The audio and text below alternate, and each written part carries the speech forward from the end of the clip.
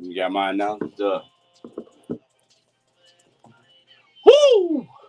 It's Monday, and we are back right here on the 1100 AM. iHeartRadio taking in all over the world. We are barely back. Man, need a vacation from the vacation. You know, it take a minute to get back into the swing things and all this type of stuff. I don't know. A lot of folks, you know, we've been live all week. It's funny. I was on vacation and all this type of stuff. I'm getting notifications. KC is going live. KC is going live. I'm like, this is great. What I'm doing. But now, man, it's so great to be back right here on the Real 1100 AM iHeartRadio. Thank y'all for checking in all over the place. Instagram, Facebook, Twitch, LinkedIn, Twitter, everywhere, man. Yeah. I ain't got my announcements up. I'm starving. That's how coming to a TV near you soon. But as we're getting started right here on this Mindset Monday, we got a big show today. Yeah. We got a huge show today. We got a huge week this week, man. We got a lot of things going on this week. Oh, yeah. Yeah. We got some great guests coming on. We got some medical advice for y'all. We got some wealth advice for y'all. We got some big business, real estate. I mean, everything you think about this week. How to write books, how to become an authority. All that. I'm trying to tell you. That's going to be a big one, too. Yeah, Wednesday the 13th, Rebecca Vigas going to be on the show, man. She's going to talk about how to write a book a best-selling book in no time. Man. Well, just go ahead and get some announcements out of the way real quick. If you are out in the Douglasville area, I want you to go visit my good friends over at Studio 1211. Mm-hmm. If you like to stay looking good, stay on top of your game, keep that fresh line up. Mm-hmm. I need to go get me a haircut real quick. But I want you to visit my barber right there at 6405 Fairburn Road. You can call him at 770-485-6772. Studio 1211, great barbershop, #1 rated, just like this show. Yeah, I'm about to go get my beard trimmed up, but I'm going to get it like graffitied out. Please don't. Yes, please man. Don't. It's going to be graffiti. It's going to be a work of art on my face. I seen some crazy stuff. Like this dude had like this beard, and then he had like little hearts and stuff cut into it, and little lines and all this type of stuff. Folks getting crazy with it. People actually doing that for real. Yeah, wow. They are. Oh, damn, he put him out there. I ain't even know. Wow. But yeah, I'm getting mine faded, man. I'm getting faded. I'm gonna get graffiti. I'm gonna get Jeff Beal. I saw that TikTok you sent me where your boy had the beard and the goatee at the same time. I'm like, make up your mind, bro. It was tight, though. I can't do it. He had it faded in. Lord have mercy. But if you want to get your body right instead of your beard, but if you want to get your body right, I want you to go visit my friends over at Titans Fitness, right there in Smyrna, 1834 South Cobb Industrial Boulevard. You can visit them online at titans.net. They're a world-class facility, got brand new equipment, training, fitness, vitality, nutrition programs, and everything. Hey, I seen another TikTok, and I'm about to be like this. I want to be one of them dudes look like a crab. I'm swole up top, and I'm just walking around with my shirt off in town for no reason at all and talking loud. That's why I want to be SpongeBob, bro. Lord have mercy. What do we have for our marketing moment for today? Man, the marketing moment for today is Be Legendary. Wow. Be legendary. You used to have that up on the thing all the time. Become a legend, bro. Yeah, you got to be legendary. And the only way you're going to become legendary is know who you are, know your lane, and do the best that you can do at what you do. Because only you can do it. Wow. Yeah. That's true. It goes back to last week or a couple weeks ago what we was talking about being authentic. Yeah. You know, being true to yourself. Yep. Hey, matter of fact, it was brought to me this weekend when I saw New Edition and Charlie Wilson and Jodeci. Okay. You know, New Edition did their thing. Okay. But when Bobby came out, bruh, it was legendary. And it made me understand I am the Bobby Brown of this show. Woo! Without me, this show is nothing. I am Bobby Brown, and I'm going to get my respect. That's what I'm talking about. I'm trying to work on humbling myself this year. Okay? Because I really just want to jump across this seat right this second to show you. I'm just saying, when I come on stage, when I come on this mic, I ain't going to be no... What was the dude, the funny looking dude, the orange light skinned dude? What's his name? Tevin Camp? No. What's the other dude? I can't see. Don't nobody know nobody else in New Edition. You see what I'm saying? Oh, Shock G? No, not Shock G. He was in the New Edition with you talking about Ralph Tresvant? Yeah. No, not Ralph. Not the one with the shirt and all that. The other one. Was it the Bobby? I don't remember nobody. Well, you know, Johnny came out, and Johnny bigger than Bobby now. Yeah. Bobby slimmed down, and no, I'm talking about weight. Oh, yes, I'm talking weight. Yes, Johnny came out. So long, man. Johnny came out. I thought Johnny was Bobby. I'm like, wait a minute. He done got a little taller. No, Johnny done gained a little weight, bro. But for our listeners, like for real, I don't know if switch it from the great Bobby Brown. If y'all want to go see Kevin Hart, yeah, stay tuned in to the Number One Rated Business Show because we got some tickets that we're gonna be giving away. One ticket. Because I'm getting the other tickets, so we got you got to go with Jeff. You got to go with Jeff. Now we got 2 tickets. You can take who you want, and you know probably should take me, but you can take who you want. Wow, you know. But joining us to the program today, and one of the things for Mindset Monday, how we want to start this week out, go big or go home.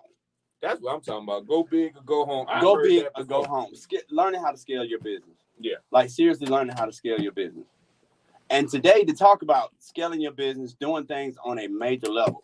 He is an international business person. He owns real estate all over Georgia, all over Atlanta. He has worked in several different countries. Mm-hmm. He has had employees of way over hundreds. Mm-hmm. You see what I'm saying? Go big or go home. That's what I'm talking about. See, tell him about how you go big. Like Bobby Brown. Oh, my goodness. You go big. Welcome to the program, Mr. Omar Ali.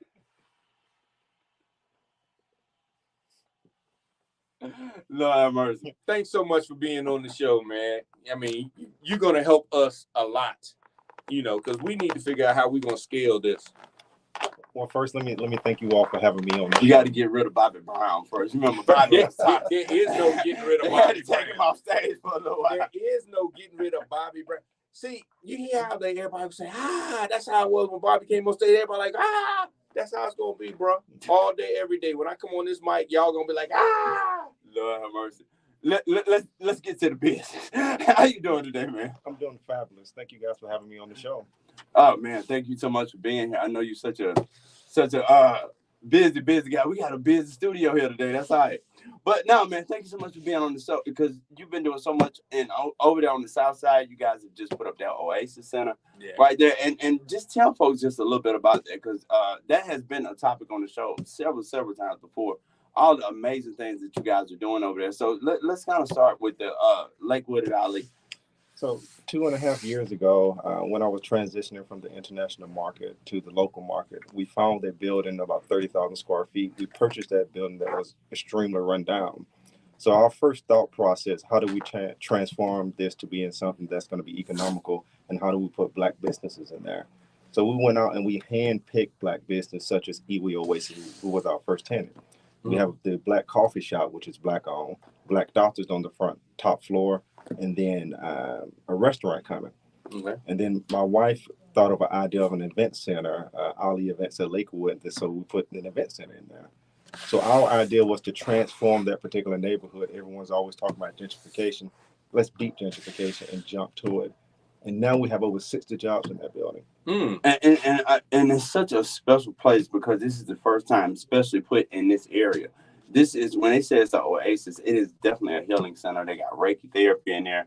They got chiropractic in there. They got neuro in there. They got, counselors. It's a little bit of everything in there to give you this whole spiritual experience of wellness. But you mentioned something earlier. How did I get to that particular point? And I always love to start out with the story. When I was 10 years old, at this particular time, everyone remembers the Cosby Show. Mm-hmm. My father asked me on my 10th birthday, what do you want to be? He said, you can't be a doctor. Oh. He said, you can't be a lawyer. And so my father ran track and tried to go to the Olympics. So I said, I'm going to go to the Olympics. He said, you can't play in the sports either. And so I'm like, wow. What's left? He said, I'm going to give you 1 year to figure that out. Wow. I'm going to ask you on your 11th birthday. My 11th birthday came. He said, did you figure it out? I said, no, sir. He said, you're not as smart as I thought you was. Let me tell you. Wow. Why don't you own that damn hospital? Why don't you own that law firm? And so forth and so forth. At that particular time, I became the kid in the neighborhood walking around with a briefcase. My friends still tease me about that. So planting that seed early in life for entrepreneurship, that is definitely the way to go. But Wow. that's so important. And we've heard so many successful people come in and tell those same type of stories, how their parents implanted that mindset into them. So, because it's so many of us get taught this whole thing of, go to school, go to college, and this type of stuff, and it don't work out for you. Yeah. Or it don't make you happy. It don't make you feel satisfied. Or it's just something just lacking, and you ain't as motivated. You know what I'm saying? But to have somebody impart that type of thing in you at such a young age. Absolutely. He said, education is important, but go to school to figure out how to start your own business. Mm-hmm. Because if you go to school to get a job, you're only going to come out and have to work for someone else. Mm-hmm. African Americans, the fastest growing sector in education, but yet the growth disparity in economics is growing even more. Okay. So what are we doing wrong? Go to school, get a job. It doesn't work. Mm-hmm. Go to school, figure out how to start your own business. That's going to change the African American narrative. Yeah. And to be honest, when you start looking at people that you model after or people that you feel are successful, most of them have that in common. They own the business. But yet, it's a great trick in a sense to tell everybody else, no, you just need to work. You just need to work so you can work for me because I own the business. And, then they teach their kids, no, you want to own the business and hire everybody else's children to work for you. Oh, yeah. And so, yeah, I think when you're at the dinner table and your parents are like, look, I want you to learn how to own the business and run a business, they're setting you up to be that 1% or that small percent that's owning everything and everybody's working for you, listening to the other people say you should go to school, get a job, work hard, blah, blah, blah, because that's going to give us at least 20 to 30 more years of somebody working for us. Yeah, I remember asking my father, I said, what if I fail at it? He said, what if you get fired? Working for someone else. It's just that simple. Go out and figure out how to do it over again. That's true, though. Mm. I find that as an entrepreneur, it's everything in life, honestly, is really about mindset. Yeah. Like more so than anything. But a lot of times as an entrepreneur, you have got to have that strong mindset of knowing, look, I can keep this thing going or I got another check coming somewhere. But honestly, a lot of times in life, even when you working day to day on a job, it's the same thing. Yeah. You know what I'm saying? Because nowadays, you ain't no loyalty at no employer. They'll cut you quick. Yeah. You know what I'm saying? Nowadays, it's been like that for a long time. It's just now people are figuring it out. Now you have done business on an international level. How do you go from 11-year-old telling, hey, you need to own your own business to now you are doing business all over the world? A lot of failures and not being afraid to try again. My first business, I started directly out of school, the same type of business, steel manufacturing. I started at 24 years old, failed miserably, filed bankruptcy because I was young and naive. Okay. Second business was doing fantastic, but just bad time in 2008 crisis. So I had to shut it down for the second time. And I said, okay, I'm going to give this one more time. The third time, hit a home run.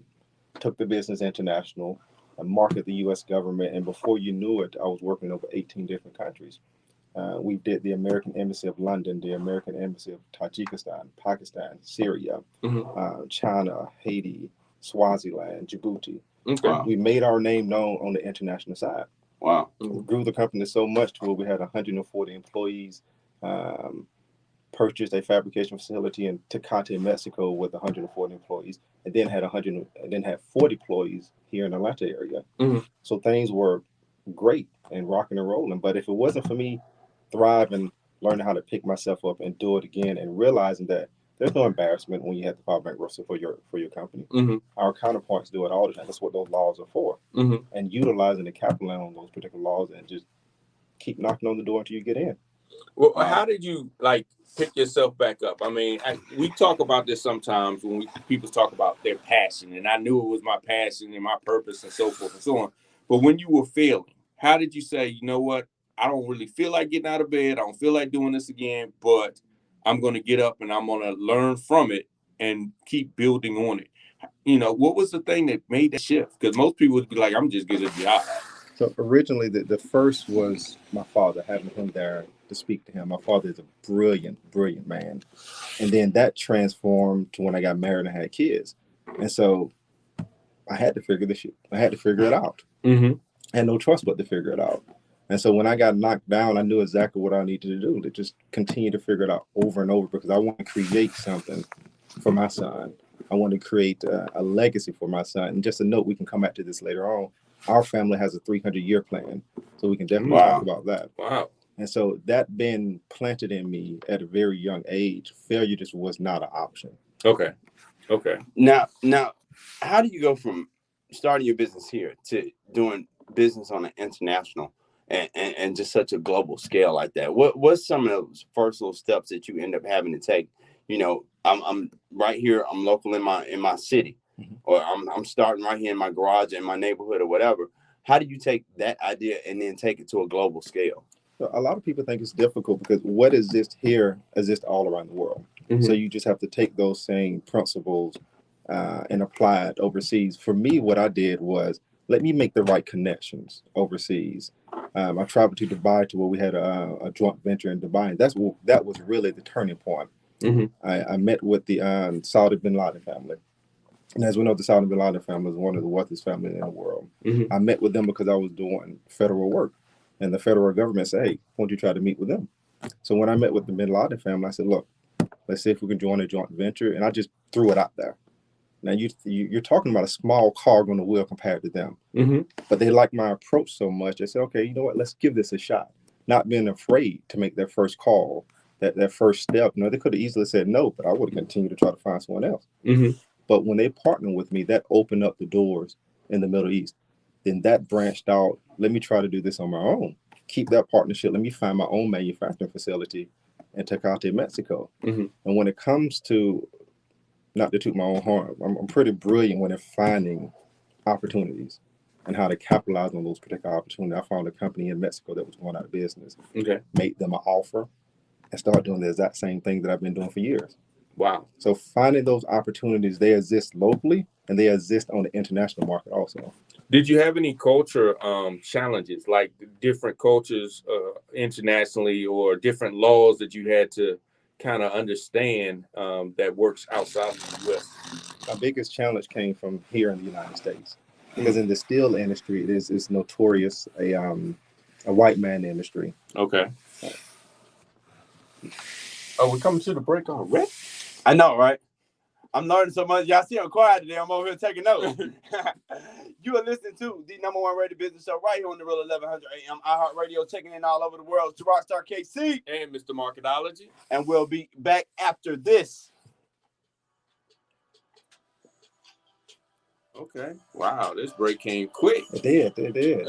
I tell you, man, this an hour go by before you know it, brother. Once you started talking, yes. Oh, man. It is definitely Monday. I can tell we've been off for a minute. That's all right, though. Yeah. But, Spring break.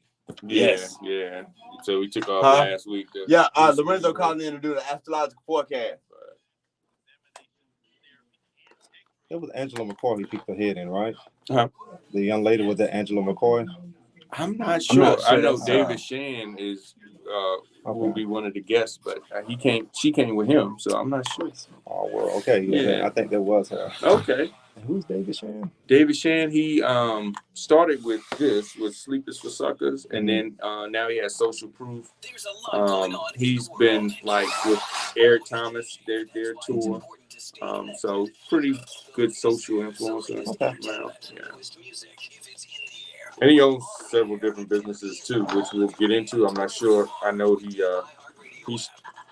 built a location, I think a workspace or something of that nature. Yeah, so.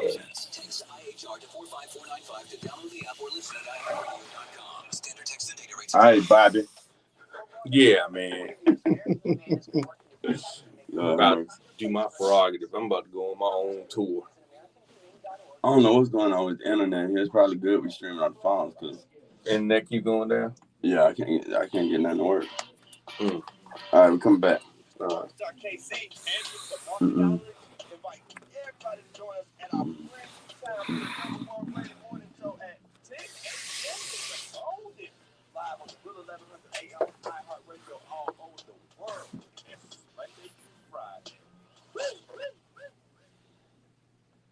Man. Oh. Where'd that come from? I don't know. Found it. And now Bill Gates got a list full of problems. We're gonna talk about this song selection. And we are back right here on the Real 1100 AM iHeartRadio, taking it all over the world. We're international. Now We even out in Dubai out there with them Bin Ladens and all that. I need to get out to Dubai. That's. Did you get a chance to go in those big towers with those cars? Right before we get back into the interview with the one and only Mr. Omar Ali, you know it's time. We got to do it, bro. It's Monday. We got to get the astrological forecast in for the week, brother. See how Bobby act? He just don't want no show for nobody else. You see how he act? I'm saying, man.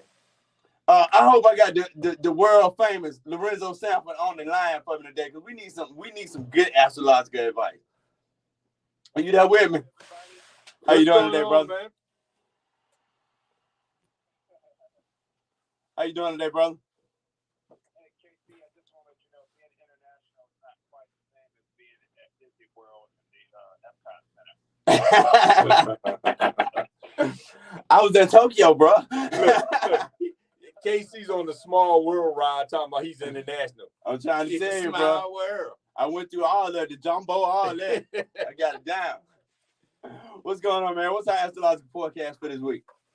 Hey, man, it's a good week for anybody who wants to really be disciplined. It's anybody who has executed a plan really well. You can get some recognition, but you gotta have to really have done the work. Okay. You can't just be saying, I filled out the paperwork. You got to actually have done the work. If you've done the work, this is a good week to be recognized for your efficiency, for your focus, and for your purposefulness. It's a good time for you, if you haven't done the work, to realign yourself and ask yourself, how can I be more focused? How can I be more purposeful? How can I be more long-range plan, so that I can be in the right lane and not have to be in this lane with those suckers who ain't doing the work. How can I get away from Bobby Brown over here? Hey, I'm with you. Hey, I did the steps.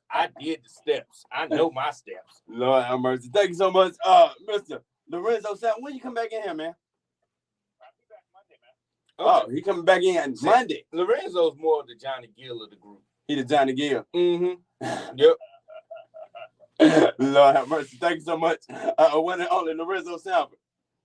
Hey, man, thank you. Mm-hmm. See you guys soon. But no, that leads me into a great question. What do you go by? What do you go by when you make these business decisions? What kind of guides you in a lot of your decisions to? Because it is a big undertaking to even approach somebody like a Bin Laden family and this type of stuff. So, what do you go by to guide you towards scaling your business and trying to make it grow? My first principle is purpose. When I was younger, I chased the wrong profit. And that led me down the wrong path sometimes, making business decisions with the wrong people. And so when I changed it, the purpose to understand what is my mission, what do I want to achieve, and then the money is just going to come behind that. That's going to be the easy part. Aligning yourself with the right businesses is extremely critical. Even boards, I see so many African American businesses thriving, getting up into the millions, but I can see that they're about to implode. They don't even have a board. They don't have people teaching them the right direction to go in.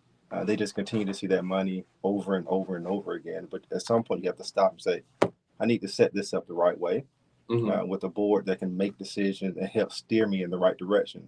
When you look at all of the billionaires, all of the multimillionaires, every last one of them have a board to help make the right decision, because it cannot be done alone. And any business person tell you that they did it alone is lying to themselves. It's so funny. A lot of folks got the attitude though, because they everybody want to feel like I did this on my own. I did this by myself. Don't get me wrong. A big part of it is you, but you ain't do it without your customers.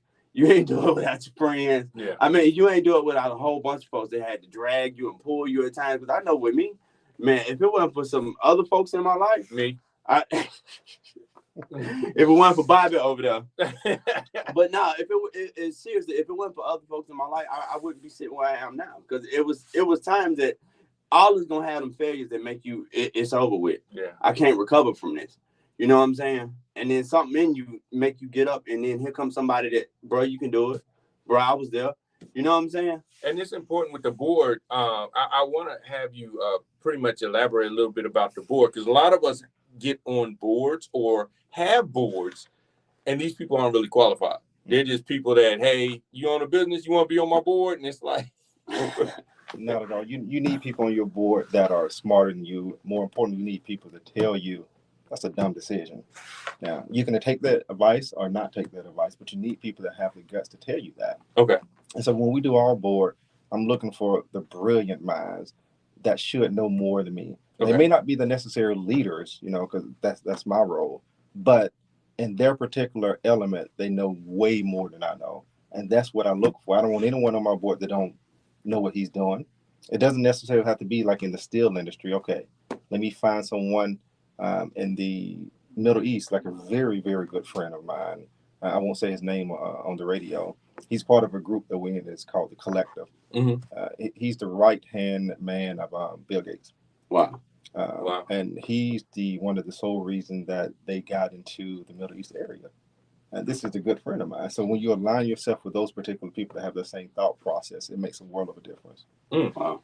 But it's so important to have the right talent and the right advisors around you and this type of stuff. Because a lot of times you're going off your own experience and you ain't been there yet. Yeah. Like as you start to reach higher and higher levels of success and you start to climb that ladder, you're gonna get to places you ain't never been before, bro. Yeah. So you ain't got the experience to know what to do on this level. Yeah. And you're gonna make a lot of mistakes unless you go ask somebody, like for real. Yeah. And how do you get around those type people? I mean, are you like the traditional networking, or it just kind of happens because you're in the right path and you're just running across the right people to introduce you to other people that are the right people? A combination of both. Okay. I say that sometimes the keys to success in business is pure luck. Mm-hmm. Luck has a lot to do with you just cross paths with someone, but that's putting yourself on that particular road to where you just happen to run into certain people. Okay. So through networking, through word of mouth, I trust word of mouth, where I trust people recommending me more than anything because I know they're like mine. Okay. And you just go from there, you know. Yeah, and when you go into the international market, you have to understand other cultures and other customs. I mean, we lost a client because of funny story. We lost a client because of a project manager of mine. Even after we went through this extensive training, this damn guy. So in the Chinese culture, it's very custom that you never give your business card with one hand. It's an insult. Really? And then when you think about it, when I just throw my business card across the table, Oh yeah. you know, it's insulting. So you always hand it with two hands. Oh. And he did this several times during the day, and they were just polite enough. Next thing you know, we didn't get the contract. So I say that to say studying, understanding not just your business, understanding the market you get into, understanding the cultures that you're getting into, and what makes that work. But you know, a lot of times that's what makes so many other cultures and so many other countries and stuff hate us, because Americans had this attitude that, you know, it's all about us and this type of stuff. And then you go out here to other folks' country with that attitude, bro. You ain't at home. You might, you know what I'm saying? Because it's a lot of times like a lot of other folks. I remember it was a French dude. He was talking about it. It's like a lot of people consider them rude and this type of stuff, but they don't understand how Americans go over there and approach them. You see what I'm saying? Like, I know what's going on, and you the one that's crazy because you don't speak my you language and this type of stuff. Yeah, I remember I was in Paris, man. I almost got into it with somebody in Paris over a Coca-Cola. Wow, they were rude though, man. I was like, I don't know who you talking to, but yeah, this ain't that. But yeah, but I was told I had an attitude problem too. I was told that this weekend. They said I need therapy. So I got an attitude. And you need to have the ability to foresee when other people don't respect you. A prime example, and it still bothers me to this day that in our culture we got so many CEOs. Well, first of all, you're not a CEO. You have one. You're the only employee. Yeah. And so I'm CEO of myself. And so behind the scenes, people don't think about this stuff. When you go into a bank and you call yourself a CEO, the first thing they're gonna think about, okay, I'm ready to look at these financials. We're gonna see some big financials. And you present something that don't even look qualified as a CEO. So understand it's okay to call yourself the president or the owner. You don't have to be the CEO. Yeah. There's little stuff like that still goes a long way. That is big though. I used to do that. I used to see people that say, I'm the CEO, and I'd be like, yeah, small business. I can already tell. Oh yeah. Because You got if all I'm these meeting long with a titles CEO, on your business yeah, if card. I'm meeting with a CEO 9 times out of 10, I got to go through a gatekeeper to meet that CEO. I'm not going to just on the street all of a sudden, hey, how you doing? How you doing, bro? I'm a CEO of such a... Now they Okay. call the business line to get straight to the owner. Come Yeah, on, bro. yeah, I ain't even asked you all that. Yeah, okay. What advice would you give other businesses that are starting to make that thought process of, hey, there's a global market that we might be able to impact, or there's a chance that other countries might want our products and services. What advice would you give for people starting to have that thought process? Just do it, but do it small. Okay. Don't bite off too much more than you can chew, because you definitely will implode. Just take that leap of faith, and it's going to happen. And when you fail, just do it over again. The first step is trying it. Mm-hmm. Sit down, pencil the pad, do your research on where you want to go to, find the connections, and just jump over there. And one of the things that you have a skill that a lot of people I've talked to don't seem to have that skill. You don't have a problem approaching somebody and just making the ass, and I think that that's something that we should talk about, because a lot of people, they don't have that. It's like, that's so-and-so, you can't go up and talk to them. Okay, so what? But you were like, okay, I met with this family. I know they're a big deal, but I had a conversation. I pitched it to them. What can they say? I don't know why that just reminded me of growing up. I used to always be shy to talk to girls, talk to women, but I was never shy to talk about business to anyone. But yeah, just what are they going to say? They don't know you. Yeah. I mean, so is it going to be an embarrassment? Either they don't talk to you, or they just blow you off. But I'm never going to see these people again. That's a good way of looking Girls at it. the same way. Trust me, they're the same way. That is a good way of looking at it. But no, it truly is. So now, what's the next step for you? You're rebuilding. You said you had the issues under Trump and this type of stuff. Now you're starting to rebuild as you're starting to scale across America once again. Mm-hmm. What's the future look like for you? So we had a major setback under Trump's first administration. It was going to be a record year for us. We already had accumulated about $16 million worth of work. It was in February. Mm-hmm. And normally in our industry, you're going to quadruple that. So we would have ended up doing close to $80 million at the end of the year. Okay. But during Trump's first administration, he canceled the NAFTA agreement, which was part of the NAFTA agreement, took 2 years. And we was in the steel industry. So we found ourselves with a 36% deficit on $18 million. You don't climb out of that hole. So I remember telling my wife, she was angry. I was angry at her. I was like, what am I going to do? She was like, you'll figure it out. And she just walked away. But now when I look back at that, I realized she just had that much confidence in me. And so what we're doing now, we're shifting the company, 50% of the company over into development, to where we are acquiring buildings in underutilized areas. Okay. Transforming these particular buildings, putting tenants in the building to have the residual income come back in. Mm-hmm. I love doing this much more than the steel industry because of the headaches that go with that. Mm-hmm. So I'm just going to scale this across the United States, starting here in Atlanta, buy as much property as I can, make it look like something I want it to look like, and sprinkle in some housing in that particular area, because we're doing 20 homes over in the Lakewood area. Wow. Some of them are going to be affordable. So the next step, I tell everyone, when you see that passive income come in, yeah, you don't have to do anything, and your tenants are just paying. Yeah. It makes you think like, what the hell were you doing all these other years? Yeah. Yeah, and so it just makes it much more easy. So that is the next step to us to continue to develop more and more. See, I just reverse engineered the whole trend, bro. His dad did it. His wife did it. Basically, they just push you in the pool. They be like, here, figure it out. Well, if anybody wants to support you, if anybody want to do business with you, man, how can folks get in contact with you? Absolutely. You can email me directly. I'm that type of guy. Omar at Steel, STEEL, FABFE.com. And also, please visit my wife event center, Ali Events at Lakewood, and come to Ali at Lakewood. Oh yeah, definitely. The one and only Mr. Omar Ali. Yeah, man. I'm about to start pushing people in the pool. That's what's gonna happen. Lord have mercy. We gotta take a break right here on the Real 1100 AM. iHeartRadio taking it all over the world. We got another special guest coming in right after this. We'll be right back.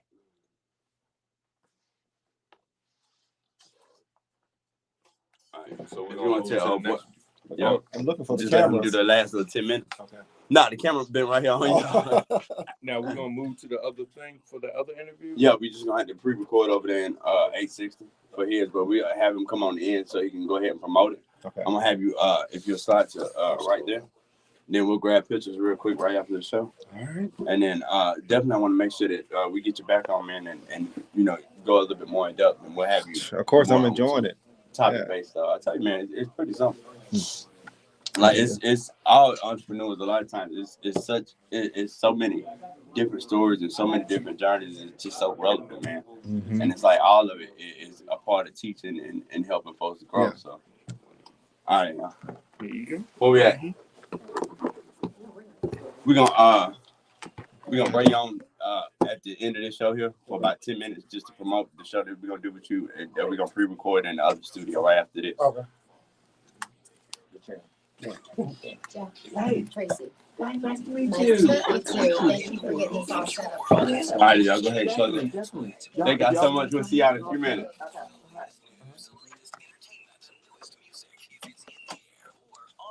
It can be in the palm of your hand, wherever you are, with the iHeartRadio app.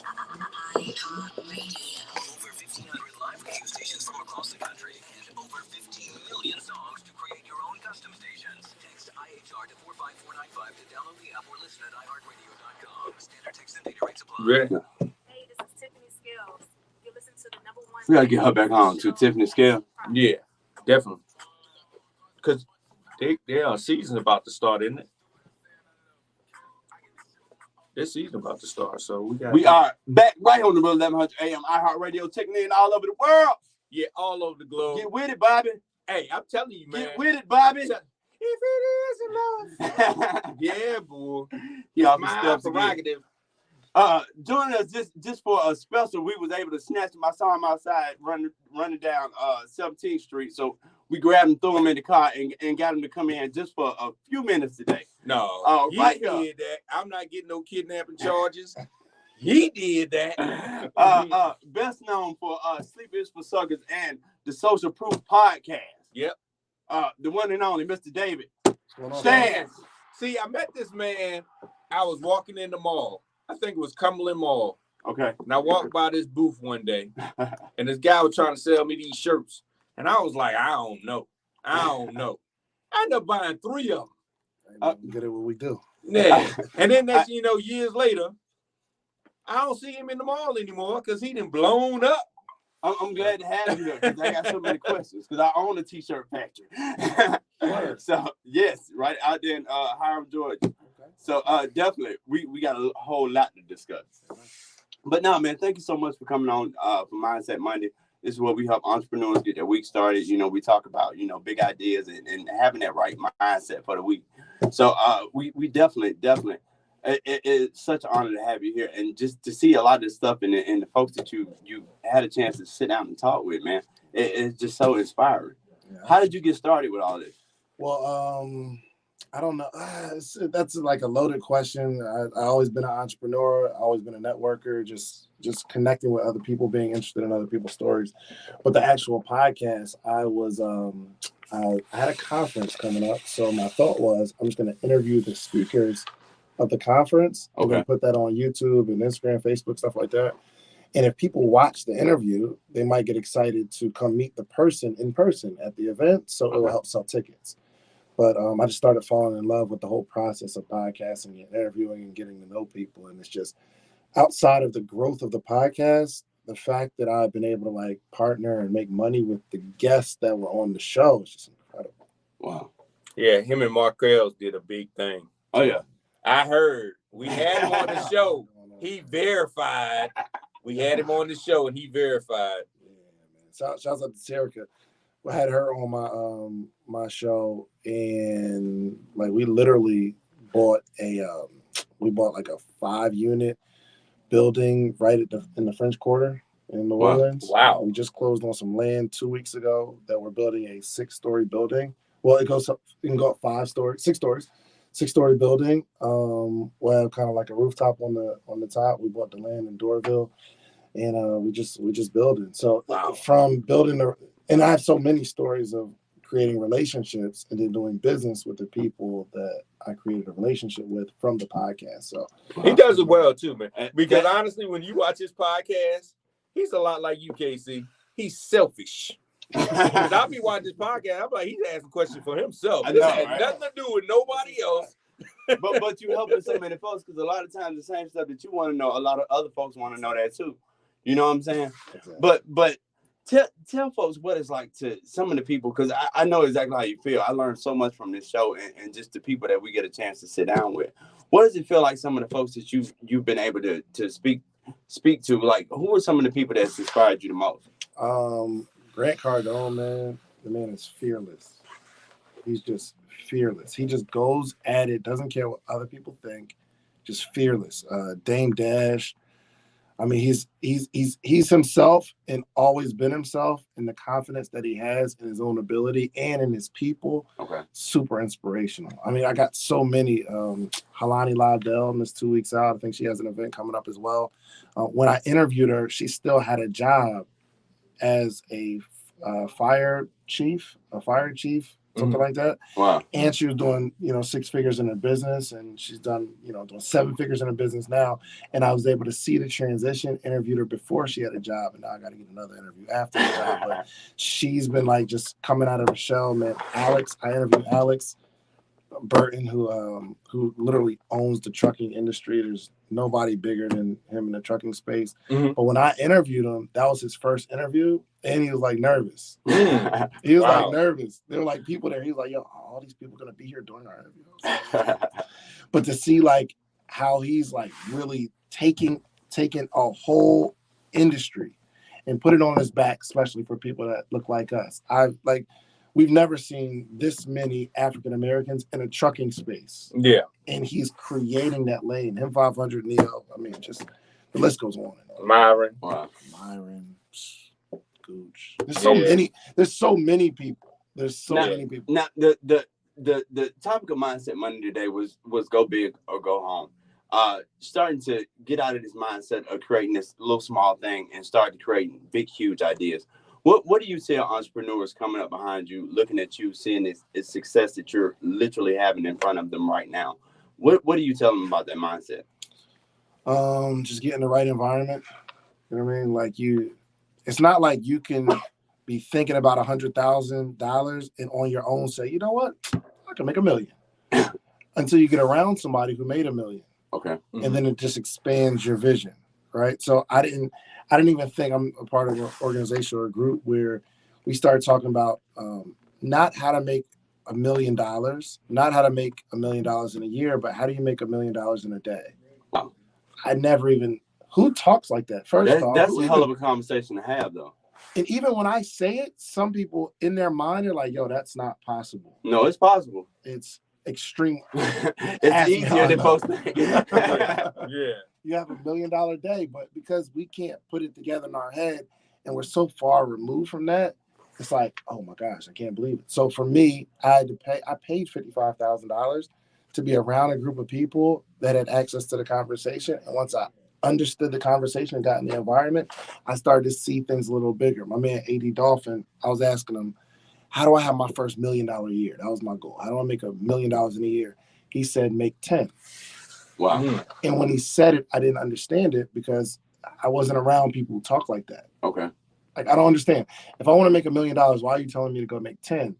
But after I made it, it's like, oh, I get it. Put together a plan to make 10 million. What would it take to make $10 million? Okay. And you'll stumble on $1 million. And we went straight past that because we were going for 10. Mm. But if you're not in that environment where you even hear that type of concept, That's it true, just though. won't even. Too many folks trying to make $500. Yeah. Like, seriously, it's too many folks. Man, $500, and that's too much of an investment. You hear this man say he spent $55,000 just to be a part of the conversation? Yeah. Man, let me tell you, how much time I got? We got we right, got a whole nother Okay, hour that we're gonna do. Yep. Yep. Yeah, we gonna get in it, man. Oh yeah, it's gonna be a great conversation, man. But definitely, man, we thank you so much for coming to the #1 rated business show today, man. And then we got our boy Omar Ali in here. This is what doing it big looks like. Yep. Like, seriously. And y'all need to hook up, man, because both of y'all in the real estate game. And you know, then I just got want some to refer Legos. you. That's all I You need. know, I got Legos, and I'm building some things on my Making and end. building, baby. I'm trying to tell you, you just got to keep moving forward. Man, I'm telling you, man, it's gonna be a great week, man. We got so many good guests on this week. Oh yeah. Yep. If anybody wants to follow your Social Proof podcast, or do you still do the Sleepers for Suckers? Are you guys still selling the merch and all that? Yeah, for sure. It's my first love, first business that actually really worked for me, for sure. But yeah, go follow Social Proof Podcast. You on YouTube? Follow David Never Sleeps on YouTube. That's my YouTube channel. We drop that's a whole experience. Like, there's so much information that gets dropped every single day. But if you're on the Apple, Spotify app, please download Social Proof Podcast, and you can see us at the Black Equity Conference coming up in June. He ain't come a long way from being scribbling on a chalkboard. I seen some of the first videos. Yeah. But I'll tell you, they're great for kids though. I let the little one watch those. I mean, he breaks it down to where a child can understand this is how you can set up a business. Even if you are like 10 years old, this is how you can set it up. Wow. Well, if you need help with your business out there, once again, Jeff and I are teaming up to help a few businesses out there. What you want to do this time? I don't know, man, because you still want to do the free 15-minute conversation? We can talk for 15 minutes for free, but after seeing Bobby Brown, you know, the bruh's about to go solo and go big. So the conversation's going to have to get put down in 5 minutes. Ask you one question, that's it. But no, you can still get in contact with us. We have put up a special marketing landing page. Yeah, it's my marketing or mindonmymarketing.com. Mindonmymarketing.com. Make it real simple for them. So if you do need some help with your business, we want you to go to Mind on My Marketing. Get it right, man. You don't want to set it up, bro. It's Monday, man. We got to Think get about back to Snoop it. Dogg. Money on my mind. Mind on my money. Money on my mind. Well, it's Mind on my marketing. I just came back from spring break. I done been out of space. I done been all the way around the world. I done got on roller coaster. I did all this type of stuff. The small world ride does not count as all around the world. Lord have mercy. But what else you got for him today? Man, the only thing I have is everybody get motivated. We back off spring break. Oh, yeah. You know, and one thing that is very powerful that Mr. Omar Ali said was stop focusing on the wrong P. Stop focusing on profits. You focus on your people. You focus on your process. You focus on your purpose. But that's so your true, passion. I chase money for I know at least the first 10 years of being an entrepreneur, and I really ain't getting nowhere. And then I just started chasing what I wanted. I started chasing, you know, what I felt like I was supposed to do, and it was helping people and all this type of stuff. And it's one of them type things. It's just like when you're doing what you're supposed to do. Yeah, opportunities open up. But on top of that, God knows that you need a certain amount to make it work. You see what I'm saying? That you can't help all these for free. So when you're doing the right thing, bro, all the right things gonna happen for you. Like, for real. So true. Because money ain't an issue no more. But, you know, money will always be something that's on my mind, bro. You stingy, Joe. I'm not stingy. You are stingy and grouchy. I'm not stingy. I am frugal. Okay. It's a word. How much is the ticket gonna cost you today?